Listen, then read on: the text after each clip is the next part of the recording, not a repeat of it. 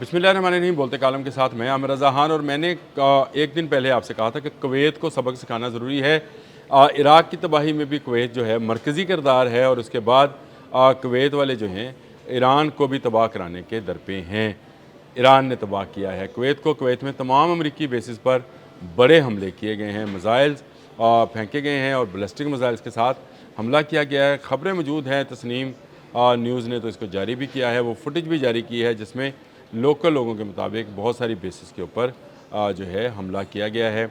इसकी तस्वीर और फुटेज भी जो है जारी की गई हैं। ये एक बड़ा हमला था। सेंटकॉम की जानिब से ये कहा गया है कि हमने बहुत सारे मिज़ाइल्स को जो है इंटरसेप्ट कर लिया है, यानी बहुत सारे को कर लिया है, सबको नहीं। जहन में रखिए, सेंटकॉम का ट्वीट मेरे सामने इस वक्त मौजूद है जिसमें उन्होंने ये बात कही है कि जी हमने कुवैत के ऊपर जो ड्रोन और नए मिज़ाइल्स जो हैं गिराए गए थे उनको इंटरसेप्ट किया है। ये हमारी फोर्सेस पर हमला था और फिर हमला है, क्योंकि ईरानी पासदारान इनकलाब ने ये ऐलान कर रखा है कि जब आप जिस जगह से हमला करेंगे उस जगह पर हमला किया जाएगा। मैंने अल सलाम एयर बेस के बारे में आपको बताया था, उस पर हमला किया गया था जिसमें इनके काफ़ी ड्रोन और जहाज़ जो हैं तबाह हुए, लेकिन अब इनके आर्मी बेसिस पर भी हमला किया गया है। यानी वो जगह जहाँ पर इन्होंने अपनी फौज ठहराई हैं वहाँ पर अपने रडार्स हैं, इनके इंटरसेप्टर्स हैं और फ़ौजी मौजूद हैं। हलाकतों और ज़ख्मी होने की जो इतलात हैं वो आहिस्ता आहिस्ता आएंगी। अभी कल रात को ये हमला किया गया है कुवैत को सबक सिखाने, कुवैत में मौजूद अमरीकी अड्डों को सबक सिखाने के लिए, लेकिन कुवैत को सबक सिखाना भी बड़ा ज़रूरी है क्योंकि ये वो मुल्क है जिसने इससे पहले ईरान के हमसाया सद्दाम हुसैन के इराक़ को पर हमला कराने के लिए ग्राउंड बनाई थी। और इस तरह की जो छेड़खानी थी वो सद्दाम के साथ की। सद्दाम ने कुवैत पर हमला किया और अमरीका 30 ममालिक की फ़ौजें लेकर इराक़ पर हमलावर हुआ, कब्ज़ा कर लिया। सद्दाम हुसैन को ईद उल अज़हा वाले दिन फांसी दे दी गई। इसी तरह की सूरत हाल जो है कुवैती अब ईरान के साथ भी करना चाहते हैं। कुवैत को ज़रा समझिए, कुवैत का सारा निज़ाम जो है डिसाल्टेशन प्लांट्स जो पानी के हैं उन पर मुनहसर है। इसकी ज़मीन के अंदर तेल है, पानी नहीं है। पानी ये समंदर से साफ़ करते हैं।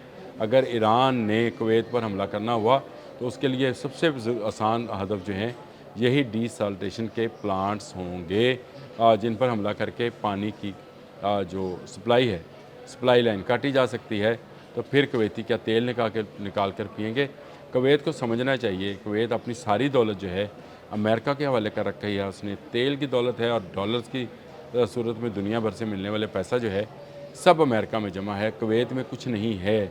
और कुवैतियों ने अपने तमाम मुल्क को अमरीकी अड्डा बना रखा है जहाँ से हमला किया जाता है। और अगर हमले का जवाब दिया जाए तो कहा जाता है कि ईरान ने एक इस्लामी मुल्क पर हमला किया। लेकिन जो BBC की रिपोर्ट में परसों पढ़ रहा था उसमें 13 पॉइंट्स ऐसे उसने बताए जो इस्लामी ममालिक में मौजूद हैं जहाँ से अमेरिका ने ईरान पर हमला किया था और उसके बाद ईरान ने जवाबन कार्रवाई की थी। यही वजह है कि कतर और सऊदी अरब ने अपनी एयर स्पेस जो है उसको भी इस्तेमाल करने पर पाबंदी लगा दी। अमान जो है वो भी पाबंदी लगा रहा है। अमान को इसीलिए धमकाया भी जा रहा है।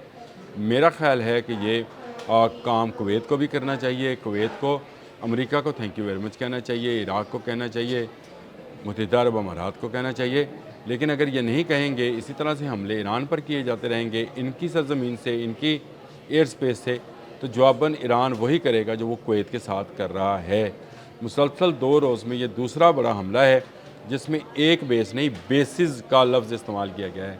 जो मीडिया ने इस्तेमाल किया है वो बेसिस है, यानी मुख्तलिफ़ बेसिस पर, जो कि एयर बेस भी हो सकती है और आर्मी बेसिस भी हो सकती हैं। फ़ौजी अड्डा भी और फ़ज़ाई अड्डा भी, दोनों को निशाना जो है ईरान ने बनाया है। ईरान के लिए इनको टारगेट करना कोई ज़्यादा मुश्किल काम नहीं है। उसके पास जिस रेंज के बैलिस्टिक मिसाइल्स हैं और जिस रेंज के उसके पास क्रूज़ मिसाइल्स हैं, जिस रेंज के उसके पास ड्रोन्स हैं, वो इनको बासानी निशाना बना सकता है। और उसने बारहा ये निशाना बनाकर भी दिखाया। एक तरफ उसने बहरीन पर जो है 5th फ्लीट जो है उसको तबाह किया, तो दूसरी तरफ उसने कुवैत पर हमला किया है। और कुवैत पर हमला होना ही था। मैं 2 दिन से ये कह रहा था कि कुवैत में से कार्रवाइयाँ की जा रही हैं। पिछले दिनों एक दिन पहले ईरान ने अल सलाम एयर बेस पर किया था हमला। अब उसकी बाकी एयर बेसिस जो हैं और आर्मी बेसिस हैं उन पर यक वक्त हमला किया गया है। ग्रुक और कशम पर जो हमला किया गया था उसका जवाब दिया गया है। ابھی امریکنز جو ہیں کاک جزیرے پر بھی قبضہ کرنا چاہتے ہیں. اس کے لیے بھی پلاننگ کی جا رہی ہے. نئی فوجوں کو منظم کیا جا رہا ہے. مذاکرات کھیلا جا رہا ہے کہ مذاکرات ہو رہے ہیں نہیں ہو رہے, پیغام رسانی ہو رہی ہے نہیں ہو رہی. ایرانی اس سے آنکھیں بند کیے نہیں بیٹھے ہیں. انہیں پتہ ہے کہ یہ سارا ایک فریب بھی ہو سکتا ہے, دجل بھی ہو سکتا ہے, اور یہ دجالی سسٹم جو ہے ان پر حملہ آور بھی ہو سکتا ہے. تو اس لیے انہوں نے کھلی آنکھوں کے ساتھ کھلے عام مذاکرات کی جو ہے دعوت قبول کی تھی. اندرون خانہ والی پیغام رسانی جو ہے اس کے قطع نظر انہوں نے کہا تھا کہ ان کی خود مختاری, ان کی علاقائی سالمیت کو مد نظر اور ان کی ضروریات کو مد نظر رکھتے ہوئے اگر مذاکرات کیے جائیں, اس میں سے نیوکلیئر پاور پلانٹس کو نکال دیا جائے تو مذاکرات ہو سکتے ہیں, امن ہو سکتا ہے, امریکہ کی باعزت واپسی ہو سکتی ہے. لیکن میرا خیال ہے کہ امریکہ 100 پیاز بھی کھائے گا اور 100 جوتے بھی, کیونکہ صورتحال ایسی ہی بنتی چلی جا رہی ہے. اسرائیل کے کہنے پر یہ جنگ شروع کی تھی اور اب اسرائیل کے کہنے پر ہی اس جنگ کو پرلونگ کیا جا رہا ہے. کل میں ایک سابق اسرائیلی وزیر کا بیان پڑھ رہا تھا جو کہ یروشلم پوسٹ پہ انہوں نے پوسٹ کیا تھا. اس نے کہا کہ یہ بہترین موقع ہے ایران کی رجیم کو چینج کرنے کا. اسرائیل امریکہ کی بات تسلیم نہ کرے, جنگ کو مزید بڑھائے, ہم بیروت پر بھی قبضہ کریں گے, لیبنان پر بھی, اور ایران پر بھی ہماری حکومت ہوگی. یعنی ہمارے ہم نواؤں کی حکومت ہوگی. یہ نہیں کہنا چاہیے کہ ان کی حکومت ہوگی, ہم نواؤں کی حکومت ہوگی. تو اس کا مطلب یہ ہے کہ گیم پلان کے اندر یہ چیز شامل تھی. ڈونلڈ ٹرمپ ایک طرف امن کی پکار کرتے رہیں گے, نیتن یاہو غزہ اور لیبنان میں ظلم ڈھاتے رہیں گے, امریکی بحری بیڑے جو ہیں وہ اپنا بلاکٹ جاری رکھیں گے, جیسے گیمبیا کے جہاز کو روکا گیا ہے اور اسی طرح سے مزید جہازوں کو بھی روکا جائے گا.